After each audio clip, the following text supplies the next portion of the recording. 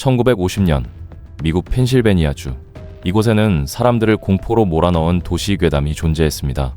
인적이 드문 어두운 밤, 차량을 타고 도로를 가다 보면 어느 순간 빛나는 녹색의 얼굴을 한 존재가 갑자기 나타났다가 유령처럼 사라진다는 괴담이었습니다. 그 존재는 눈과 코, 그리고 입도 없이 흐릿한 얼굴을 하고 있었으며 한 손으로는 나무 지팡이를 바닥에 짚으며 도로 위에 갑자기 나타났다고 전해졌습니다. 그리고 빠르게 소문이 퍼지자 많은 사람들은 그 존재를 구경하기 위해 차를 몰고 도로로 나왔습니다. 하지만 그건 결코 쉽게 마주칠 수 있는 존재는 아니었습니다. 목격자들은 말했습니다. 그 괴물은 인적이 드물고 차량도 거의 다니지 않는 깊은 밤에만 모습을 보입니다. 쉽게 볼 수 있는 존재는 아니에요. 사람들은 그것의 정체에 대해 깊은 의문을 가졌지만 아쉽게도 그 정체를 밝혀내는 이는 아무도 없었습니다. 많은 사람들은 소문 속 그 존재를 그린맨이라 불렀습니다. 혹은 찰리 노페이스나 터널의 남자라고도 했습니다. 그리고 점차 그린맨이라는 이름은 모두에게 공포의 상징이 되어갔습니다. 그린맨의 목격이 처음 보고된 장소는 펜실베니아 비버 카운티 외곽에 있는 루트 351번 도로였습니다. 처음 목격된 증언에 의하면 그린맨은 어두운 밤 도로 구석에서 갑자기 나타났으며 얼굴 부분은 마치 녹색 형광처럼 밝게 빛났다고 말했습니다. 그리고 또 어떤 이는 그린맨의 얼굴을 가까이서 봤다며 이렇게 말했습니다. 그린맨의 얼굴에는 눈이 없었고 입은 찢어진 채 휘어 있었습니다. 마치 외계인을 보는 것 같았어요. 그리고 다른 제보에 따르면 그린맨은 터널 바로 앞이나 도로의 전신주 근처 혹은 도로 가장자리의 부근에서 자주 목격된다는 제보가 있었습니다. 아이들은 밤을 두려워했고 어른들은 헛소문이라며 단지 웃어 넘겼지만 한편으로는 그린맨에 대한 두려움을 느껴 밤이 되면 창문을 닫고 커튼을 내렸습니다. 그리고 1957년 한 주민의 신고가 접수되었습니다. 요즘 들어서 밤마다 터널 근처에서 그린맨이 자주 나타나요. 무서워서 도로 근처로는 나가지도 못하겠어요. 그게 무엇이던지 꼭 진실을 밝혀주세요. 그리고 경찰은 루트 351번 도로를 향해 순찰차를 보냈습니다. 경찰은 터널 앞 도로 주변 전신주 근처를 사차치 수색했지만 딱히 수상한 흔적은 발견되지 않았습니다. 방사능이 나오거나 야광가루가 나올 줄 알았던 경찰의 예상은 빗나갔습니다. 그리고 발견된 것은 단지 도로 한가운데 희미한 구두 자국 몇 개와 젖은 지면 위에 길게 남겨진 지팡이 자국밖에 없었습니다. 분명 누군가 도로를 걷고 있던 게 확실하지만 어떤 존재인지는 알 방법은 없는 것 같다며 경찰 보고서는 그렇게 마무리되었습니다. 그 이후에도 신고는 계속해서 이어졌지만 공식적으로 밝혀진 바는 아무것도 없었습니다. 그렇게 시간은 흘러만 갔고 이야기는 점점 더 커졌습니다. 그린맨이 사람을 잡아먹는다거나 아이들을 홀려 납치한다는 소문이 생기기 시작했고 그린맨의 이야기는 더욱더 소름 끼치는 괴담이 되어갔습니다. 그리고 얼마 지나지 않아 한 장의 흐릿한 사진이 사람들 사이에서 떠돌기 시작했습니다. 사진 속 형체는 흐릿했지만 확실한 얼굴의 윤곽과 무언가를 짚고 있는 듯한 자세가 담겨 있었습니다. 이것은 다름 아닌 사람들이 목격했던 그린맨의 실제 모습이었던 것이었습니다. 이후 경찰과 마을 주민들의 수소문 끝에 그 존재의 진짜 이름이 밝혀졌습니다. 그것은 그린맨도 찰리 노페이스도 아닌 레이먼드 시어도어 로빈슨이라는 평범한 이름이었습니다. 레이먼드는 1910년 10월 29일 펜실베니아주 모나카에서 태어났습니다. 그리고 그가 9살이 되던 해 레이먼드는 월리스 계곡 근처에서 친구들과 물놀이를 하며 놀고 있었습니다. 그러던 와중 아이들은 전신주 꼭대기에 있는 새의 둥지를 따오자며 내기를 했고 행동력이 남달랐던 레이먼드는 누구보다 빠르게 전신주의 지지대에 올랐습니다. 하지만 그 위에는 무려 22,000볼트의 고압 전선이 지나가고 있다는 사실을 아무도 알지 못했습니다.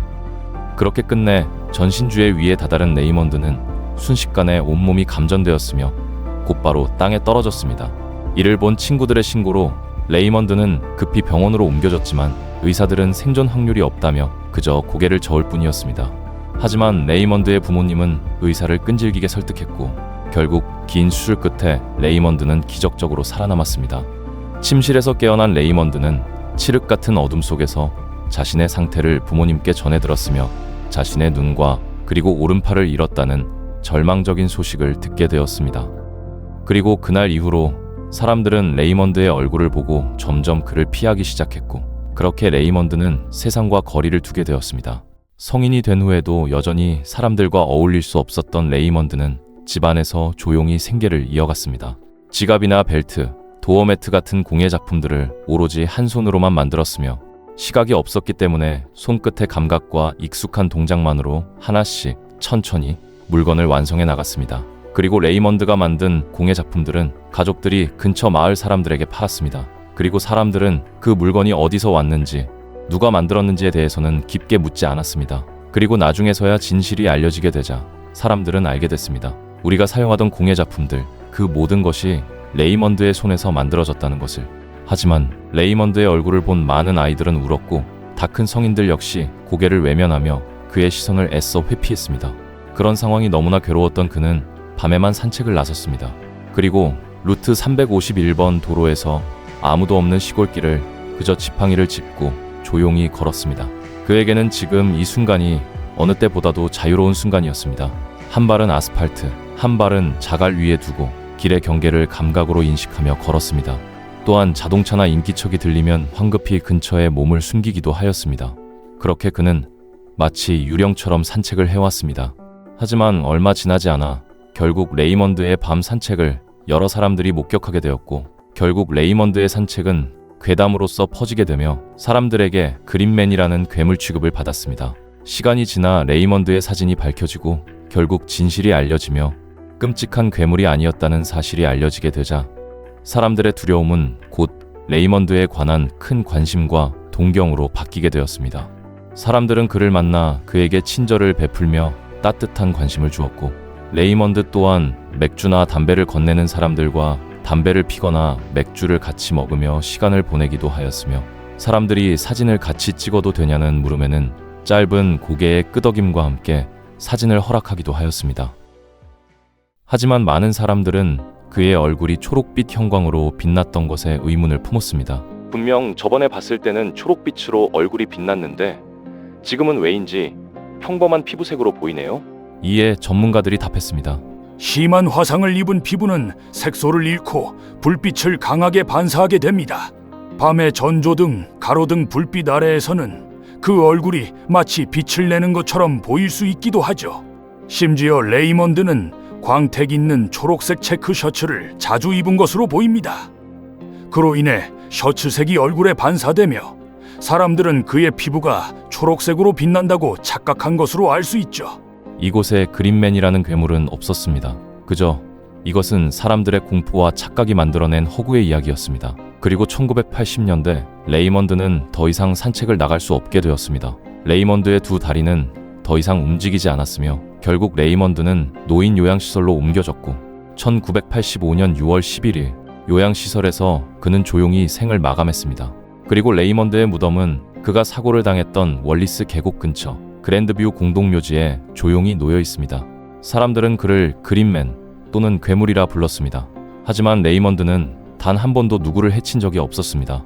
불편한 시선 속에서 오로지 침묵했고 그저 밤길을 걸었으며 마지막엔 모두에게서 아무 말 없이 조용히 사라졌습니다. 오늘의 이야기는 괴담이 만든 공포가 아닌 그저 자유롭게 밤을 걷고 싶었던 한 사람의 기록입니다.